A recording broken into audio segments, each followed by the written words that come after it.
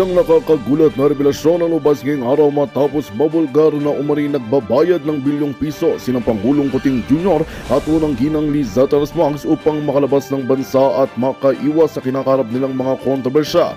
Ngayon sa ilang ulat na kumakalat online, ginamit umano ng mag-asawang kanilang kapangyarihan at yaman upang takasan ang lumalalang tensyon sa loob ng pamahalaan. Lalo pang lumala ang sitwasyon matapos mag-viral sa social media ang isang shocking video na sinasabing kuha mismo sa pribadong lugar kung saan makikita raw ang Pangulo sa isang hindi may paliwanag na estado. Habang may mga ligasyong ito ay kaugnay sa paggamit ng pinagbabawal na gamot. Hindi pa kumpirmado ang pinagmula ng video, ngunit ilang eksperto ang nagsasabi na may posibilidad itong totoo batay sa pagsusuri ng footage. Sa ngayon, nananatiling tigom ang bibig ng Malacanang ukol sa mga isyong ito. Samantala, dagsa ang panawagan mula sa iba't ibang sektor para sa agarang imbestigasyon at pagpapaliwanag mula sa pamahalaan. Patuloy naming babantayan ang pag-usbong ng balitang ito at kung anong magiging epekto nito sa administrasyon ni Pangulong Kuting Jr. At yan nga ang balitang ating pakakatutukan. Ngunit bago ang lahat, siguraduhin mag-subscribe at i-hit ang notification bell para sa patuloy na pagtutok sa mga silap ng bagong balita sa tunay na boses ng masa.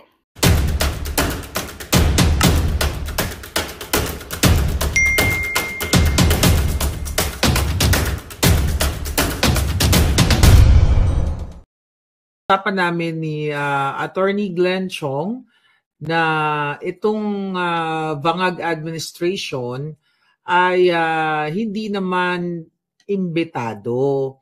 At usually pag ganitong klaseng pagkawala ng Santo Papa, hindi naman, kumbaga, kung sino lang yung gustong pumunta. Pero syempre, ang unang nag-announce yan ay ang President Trump, then si Biden nag-announce din, nakiramay at pupunta si Zelensky at ito nga si Bangag.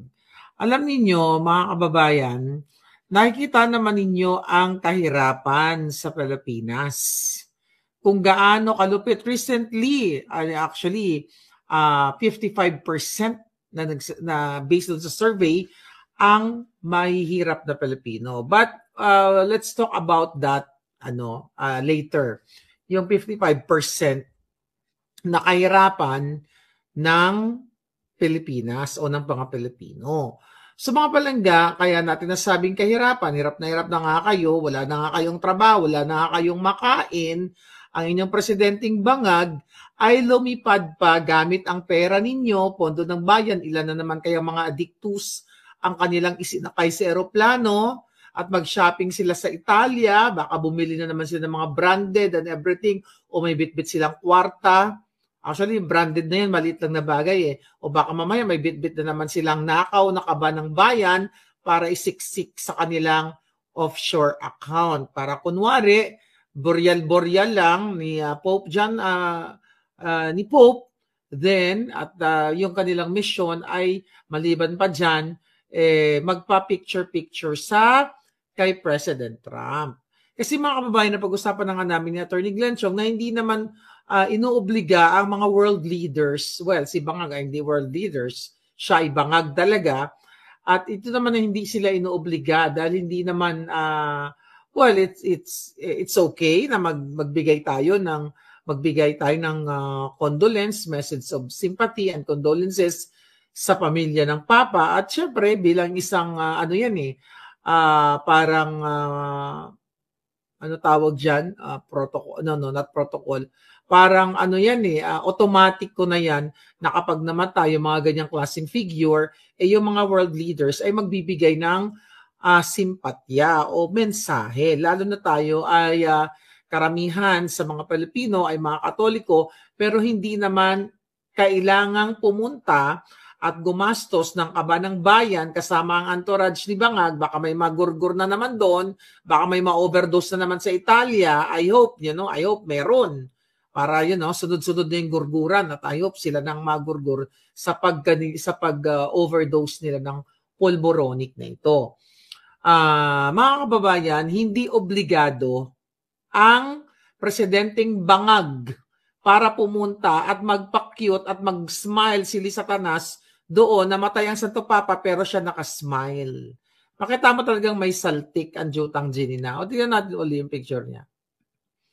Ayan o. Ay, ito ba yun? Tignan natin. Tignan nyo, sa kapapasok lang. Diba? Dapat yan, may presence of mind ka na yung utak mo, asa na si Lisa Tanas, ayan o. Nakita niyo siya, nakasmile ang gaga. O, diba? Parang tuslok na tuslok sa formalin Namamaga ang mukha ng hitad Namamaga ang hitad. O, diba? Kakatuslok ni Dr. A. Sino kaya si Dr. A na tumutuslok sa kanyang face lock? O, tanggalin na natin at makakasuka ang pagmumuka. So ngayon, mga kababayan, ulitin natin, sa kahirapan ninyo dyan sa Pilipinas, hindi obligado na magpa-cute-cute ang presidente ninyo. Wala pong obligasyon ang Pilipinas para gumastos ng pera ng bayan. Sabi ko nga, at napag-usapan namin Attorney Glenn a few days ago sa aming vlog, di ba? Na mas pipiliin siguro ni Santo Papa na yung perang nilulustay diyan sa pagpunta, dahil di naman tayo mayamang bansa, di ba? Napakahirap nating bansa. 55% na nga ang mahirap sa buong Pilipinas. As nilulustay lang nila ang milyon-milyong piso ng pera ng bayan para kunwari, si Lisa Tanas, para what?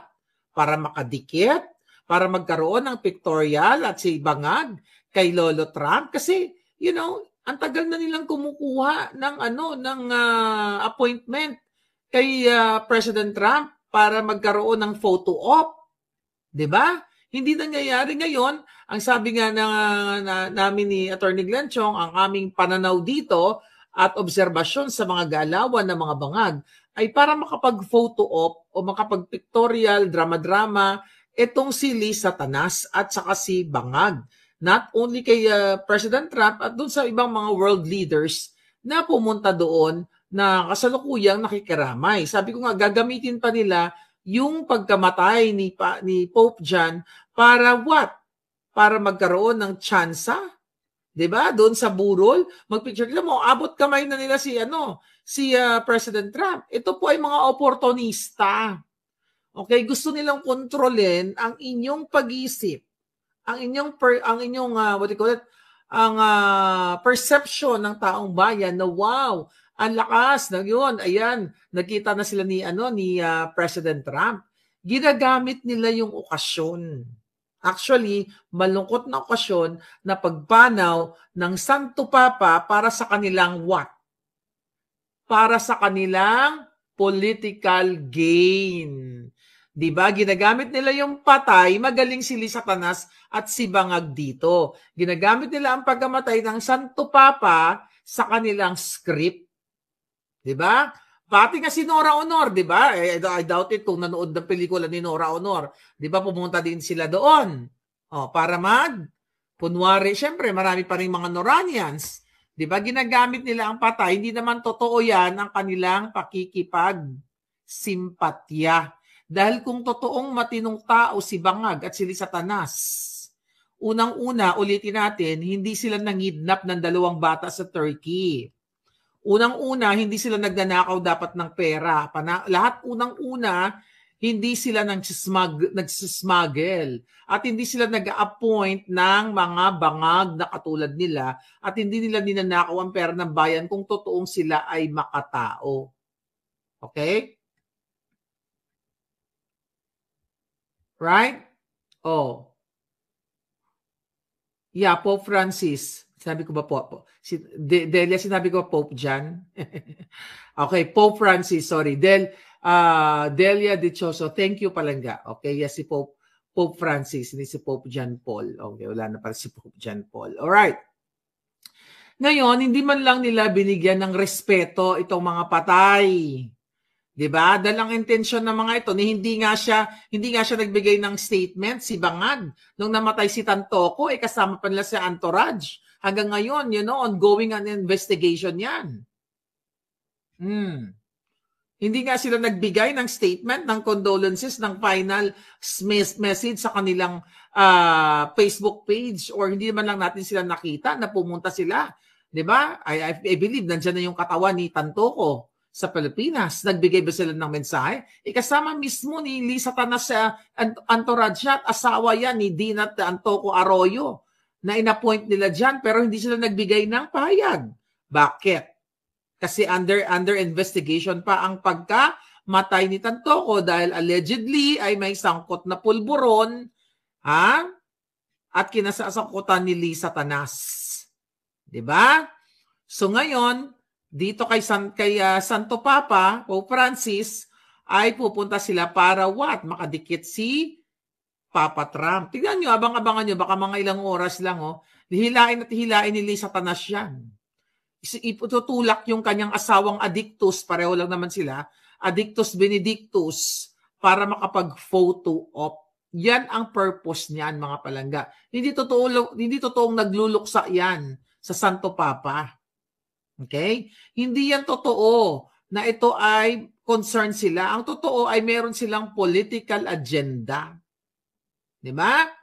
Nakakaawa naman itong pamilya ng Santo Papa na gagamitin at ang mga taong ang mga Katoliko na ginagamit ng mga bangag para sa media attention o political gain drama ni Lisa Tanas at ni Marcos Jr. itong pagkamatay ni Santo Papa na sila ay naggumastos pa ng pera ng bayan samantalang kayo ay hirap na hirap. Okay? Gusto magpasikat ni bangag sa buong mundo. Siyempre nga naman, ang mga media nandoon lahat. O, di ba? So magpapakitang gilas ngayon ang formalin-inspired na feslak ni Lisa Tanas. Di ba? At ang Addictus Benedictus na si Bangag, I hope dumugo yung kanyang bunganga doon, yung kanyang gilagid. Para makita ng buong mundo. Diyos ko po, sana paulanin nyo ng dugo yung bunganga ni Bangag at nang makita yung kanyang pagiging Addictus Benedictus.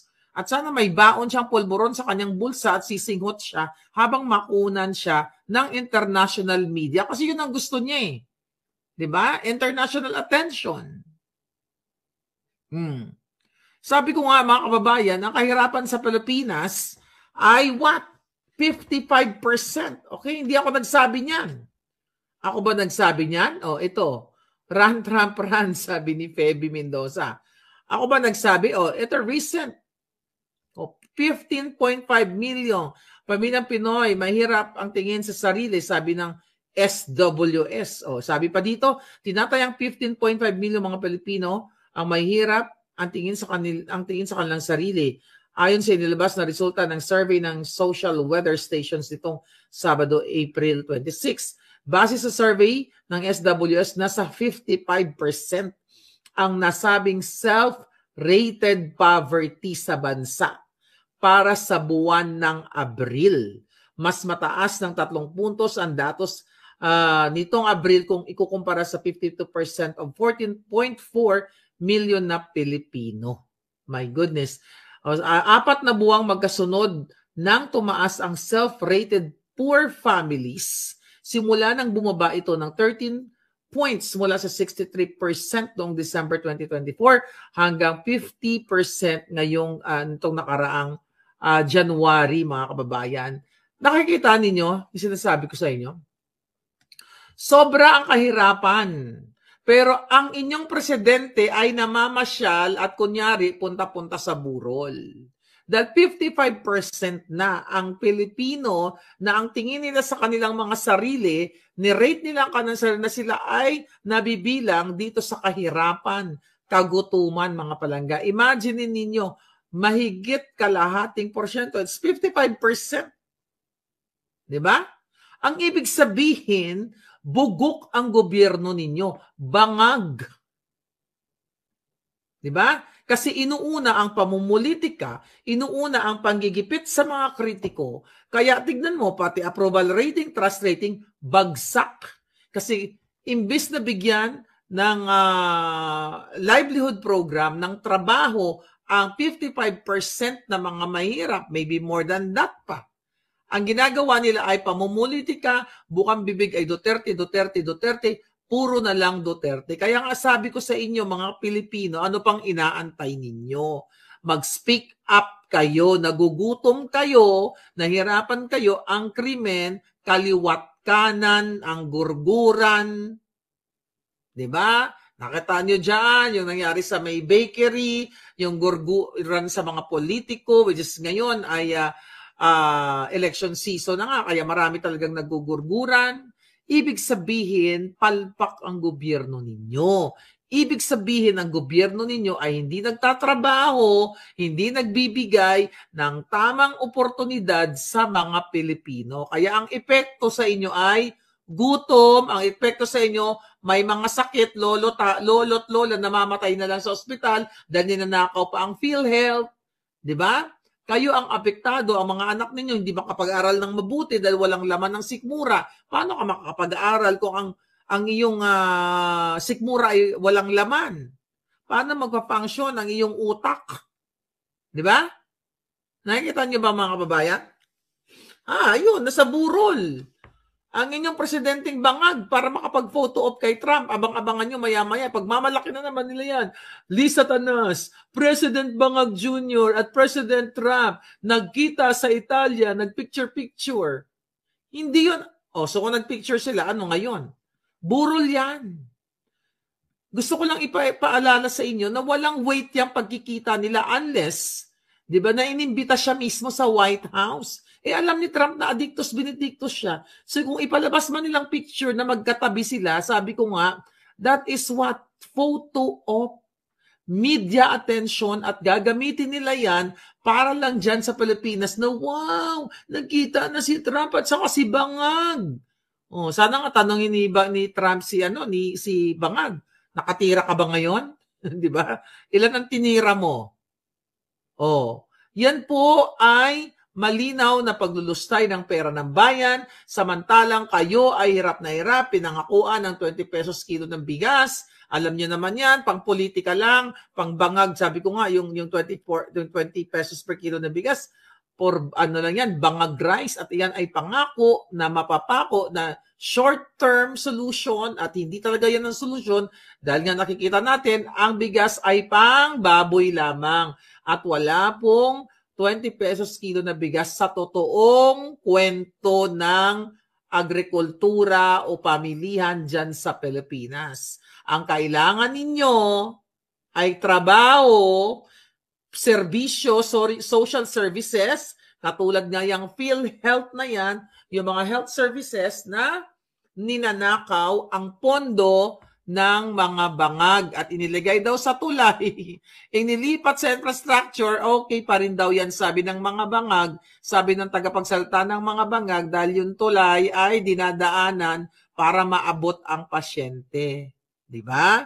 Only in bangag administration. Sa dami-dami po ng walang trabaho, mga kababayan, ang taas ng bilihin. Magkano ang minimum wage? 600 or 700, let's say for example. Sa 700, alam nyo na yan. Kung may 4 kang anak, renta mo sa bahay, kuryente, tubig, lahat. Diba? Kaya talagang bagsak ang Pilipinas. 55%, maybe more than that pa, ang naghihirap na Pilipino dahil ang presidente ninyo, ang pinagkakabalahan ay suminghot hanggat nagdudugo ang ilong sa pagiging addictus benedictus. Kaya ngayon, inilalabas ni Maharlika, inilalabas ni Harry Roque, inilalabas ng mga anti-bangag vloggers ang kritiko ngayon dahil totoo ang mga sinasabi natin, ang approach ng mga bangag o yung kanilang pagtugon dito sa mga problemang ito ay sindakin si Maharlika. Kasuhan ng mga fabricated crime katulad ng pagkaso nila kay distressed mother para matakot at hindi na tayo magsalita at tahimik na lang tayo at hindi na malalaman ng taong bayan na kawawa kayo. Pero sabi ko nga sa inyo, hanggang sa huling ay hininga, hanggang sa huling alindog at siguraduhin natin mauuna ang kanilang mga hiningang maputol kumpara sa atin na nakipaglaban sa tama. Anong ginagawa nila? Maggamit ng mga ayuda, alam nyo na yan. Ayuda ang binibigay sa mga mahihirap, panandalian lamang yan. So tanggapin nyo yan, sabi nga natin, sabi ni Inday Sara, tanggapin nyo yan kasi pera nyo naman yan. Pero ang problema, mga kababayan, hindi tinuturuan ang mga Pilipino para maningkamot, para magsipag. Dahil ang Pilipino masipag naman eh. Hindi kayo binibigyan ng trabaho kasi gusto nila maging mangmang kayo forever at si Lisa Tanas at si Bangag i-enjoy na lang ang pera ninyo. Mangutang na lang tayo ng mangutang dahil lumubo na yung utang at sila magnakaw ng magnakaw. Yan mga palangga. So ulit, ang sinasabi natin dito, habang sila ay nagnanakaw sa Bureau of Customs, habang nagnanakaw sila dyan sa kanilang mga hoarding, kumikita ang mga yung mga smuggling nila and everything, kayo ay kulang sa edukasyon ng inyong mga anak dahil hindi makapag-isip, dahil kulang, kumakalamang sikmura, wala kayong trabaho, kaya ang mga may mga Pilipino na nagbabangag-bangag na lang, sumisingot naman. Nakita nyo naman sa Facebook, nagsisingutan sila, imbis na turuan kayo kung paano kumita ng pera, ay ang short-term at election solution. Tama ba? Election suhol. Diba? Bigyan kayo ng ayuda para sabihin na mabuti ang gobyerno ni Bangag. Ay, kasi nagbigay ng ayuda, Pero hindi nyo na, alam ko, yung matalino naman kayo, alam nyo na ito ay short term lamang, syempre tanggap lang kayo ng tanggap dahil kapit kayo sa patalim. At the end of that ayuda, anong gagawin nyo? Yung iba, nagnanakaw, nag-i-snatch, o nagdudurog na lang para makalimutan yung gutom o problema. Diba? Yan ang kanilang approach. Kaya nga, no wonder, 55%, sabi ko, maybe more than that pa, ang nagrereklamo, ang nagsasabi, based on that survey, okay, mukhang pabor pa nga sa kanila yung survey firm na yan, di ba? Pero hindi kayang pigilan ang pagkawalam ng sikmura ng taong bayan. Kasi ang inuuna nila, corruption, pagnanakaw sa kaban ng bayan, panggigipit, ginagamit nila ang pera ng bayan sa pag-file ng mga kaso, hindi lang sa akin, sa mga kritiko nila. Di ba? Hindi lang ako. Yung 4 na mga OFW, yung isa sumulat sa akin na wala naman daw siyang binanggit na pangalan, nag-post lang siya, nag-share lang siya. I mean, binigay niya lang yung sentimiento. Si Palangga, sinagot ko siya kanina, mag-usap tayo Palangga, ibigay mo sa akin yung iyong WhatsApp or Viber, mag-usap tayo. Tignan ko kung anong maitutulong sa'yo. Kasi kinasuhan siya OFW.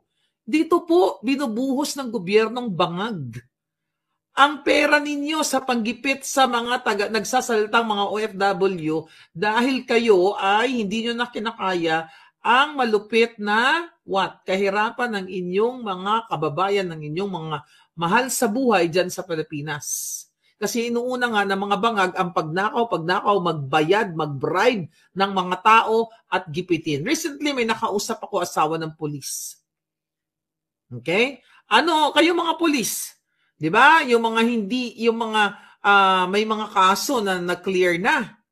May nag-report sa akin kanina na yung kanyang asawa ay na-cleared na raw yung kaso, binubuhay pa. Ayaw lang niyang magpapangalan dahil for security reason. Ngayon, binubuhay yung mga kaso pag hindi ka pabor dito sa Bangag administrasyon na ito. Yan yun mga kababayan, ang nangyayari ngayon sa inyo. Anong gagawin natin ngayon? Ayan. Ano daw?